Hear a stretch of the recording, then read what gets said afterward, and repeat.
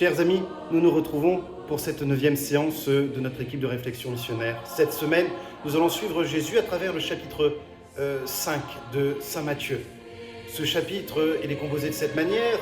Tout d'abord, le magnifique texte des Béatitudes qui nous donne le vrai chemin qui mène au ciel, qui replace, on va dire, la justice entre le ciel et la terre.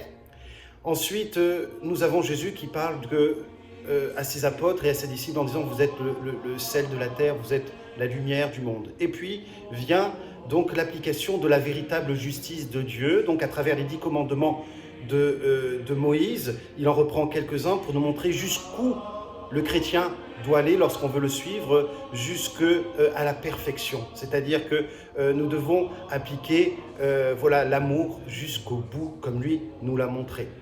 À la fin, il termine ce chapitre en disant « Soyez parfaits, comme le Père Céleste est parfait ». Durant cette séance, je n'ai pas prévu de vous faire méditer sur l'appel à la sainteté qui est présent dans toute la Bible et les évangiles.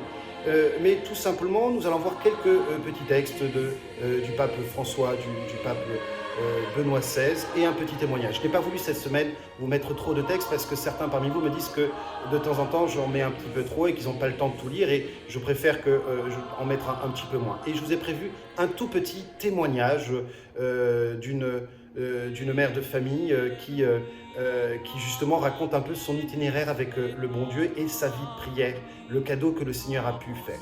Si à chaque fois je vous mets ces témoignages, c'est parce que ces témoignages doivent nous apprendre à nous-mêmes devenir des témoins. C'est-à-dire qu'à nous-mêmes, nous devons apprendre à témoigner du Christ et de raconter notre histoire avec lui.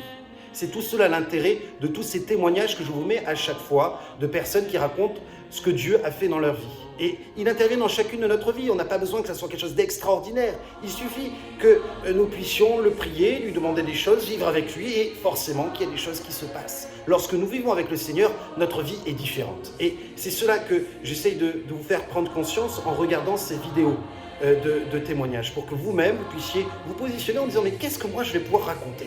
Qu'est-ce que je vais pouvoir dire de ma vie avec le Seigneur ?» Et peut-être que parce que nous ne vivons pas assez près de lui, peut-être que nous n'avons pas grand-chose à raconter. Demandons-lui en disant « Seigneur, je veux écrire une histoire avec toi. » Parce que lui, il a écrit avec nous.